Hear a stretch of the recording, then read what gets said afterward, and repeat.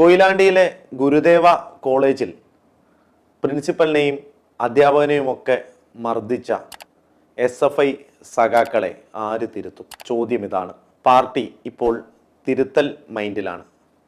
കഴിഞ്ഞ ലോക്സഭാ ഇലക്ഷന് ശേഷം പാർട്ടി തോൽവി നന്നായി രുചിച്ചറിഞ്ഞു. അപ്പോൾ തിരുത്തിക്കൊണ്ടിരിക്കുകയാണ്. സത്യൻ അന്തിക്കാട് സംവിധാനം ചെയ്ത് ശ്രീനിവാസൻ തിരക്കഥ എഴുതിയ സന്ദേശം എന്ന സിനിമയിലെ ഒരു സീൻ ഇപ്പോഴും പ്രസക്തമാണ് എന്നുള്ളതിൻ്റെ തെളിവാണ് ഈ തിരുത്തൽ നടപടികളും. സന്ദേശം എന്ന സിനിമയിൽ ബോബി കൊട്ടാരക്കര ചെയ്ത ഉത്തമൻ എന്ന കഥാപാത്രം ചിത്രത്തിൻ്റെ ഒരു സീനിൽ ചോദിക്കുന്നുണ്ട്, സഖാബെ നമ്മൾ എന്തുകൊണ്ട് തോറ്റു? ഈ ഉത്തമന്മാർ ഇപ്പോൾ പാർട്ടിയിൽ ഭൂരിപക്ഷമാണ്. ഈ ചോദ്യമൊന്നും ഈ ഉത്തമന്മാർ ചോദിക്കുന്നില്ല. അവർ ഈ തോൽവിക്കുള്ള കാരണങ്ങൾ പാർട്ടിയിൽ തന്നെ പറഞ്ഞ് തലവേദന ഉണ്ടാക്കുകയാണ്. ഈ തലവേദന മാനിച്ചിട്ടാണോ എന്നറിയില്ല, പാർട്ടി തിരുത്താൻ പോവുകയാണ് എന്നുള്ളതാണ് പുതിയ വാർത്ത. പ്രിയപ്പെട്ട പാർട്ടി നേതാക്കന്മാരെ, സഖാക്കളെ, നിങ്ങൾ തിരുത്തുകയാണെങ്കിൽ ആദ്യം തിരുത്തേണ്ടത് ഈ SFI എന്ന പാർട്ടിയുടെ വിദ്യാർത്ഥി സംഘടനയാണ്.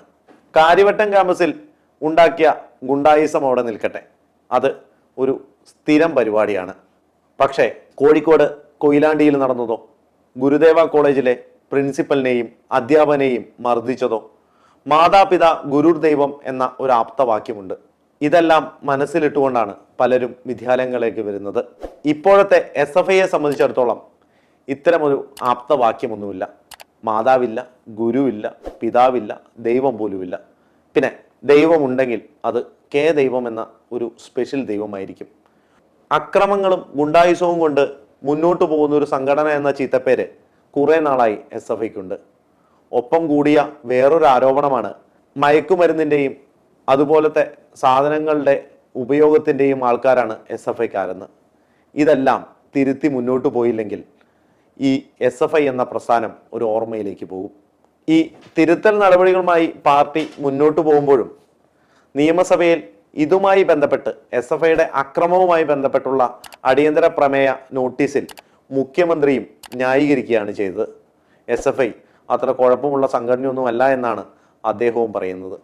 അങ്ങനെ ന്യായീകരിച്ച് പുതിയ ക്യാപ്സൂളുകൾ ഉണ്ടാക്കി ഇപ്പോഴും തലയ്ക്ക് വെളിവില്ലാത്ത സൈബർ സഖാക്കൾക്ക് ഷെയർ ചെയ്യാനുള്ള ഒരു കണ്ടന്റ് മാത്രമായി ഇതിനെ കാണും. മറ്റൊരു വലിയ കാര്യമുണ്ട്. ഞാനൊരു പാർട്ടി സഖാവാണ്, ഞാനൊരു കമ്മ്യൂണിസ്റ്റുകാരനാണ് എന്ന് കരുതപ്പെടുന്ന ഒരുപാട് മാതാപിതാക്കൾ ഈ കേരളത്തിലുണ്ട്. അവരുടെ കുട്ടികളെ ക്യാമ്പസിലേക്ക് പറഞ്ഞു വിടുമ്പോൾ നമ്മുടെ പാർട്ടിയുടെ സംഘടനയാണ് ഈ SFI, ഇവിടെ നിങ്ങൾ പോയി ചേരണമെന്ന് അവർക്ക് പറയുവാൻ കഴിയുമോ എന്നുള്ളതാണ് മറ്റൊരു ചോദ്യം. ചുട്ട മുതൽ ചുടല വരെ എന്നുള്ളൊരു പഴമൊഴിയുണ്ട്. അത് ഇതിലേക്ക് എത്രത്തോളം കണക്റ്റ് ആവും എന്ന് അറിയില്ല, എങ്കിലും പറയാം. ആദ്യം തിരുത്തേണ്ടത് ഈ ചീഞ്ഞ പിള്ളേരെയാണ്.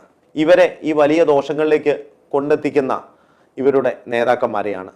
ഇവരെയൊക്കെ ചെവി പിടിച്ച് പുറത്തേക്കാക്കിയില്ലെങ്കിൽ ഇവർ മാത്രം മതി ഈ പാർട്ടിയെ ബംഗാളും ത്രിപുരയും ഒക്കെ ആക്കുവാൻ. SFI എന്ന സംഘടനയുടെ പ്രസക്തി നഷ്ടപ്പെടുത്തിയ, എന്നും ഞാൻ SFIക്കാരനാണ് എന്ന് വിശ്വസിച്ചുകൊണ്ട് ജീവിതം മുന്നോട്ട് നീക്കുന്ന പലരെയും അതല്ല എന്ന് ഒരു ചിന്തയിലേക്ക് കൊണ്ടുവരാൻ സാധിപ്പിച്ച ഈ ഒരു SFIയുടെ പുതിയ നേതൃത്വത്തിന് എന്തായാലും ലാൽ സലാം. നന്ദി, നമസ്കാരം.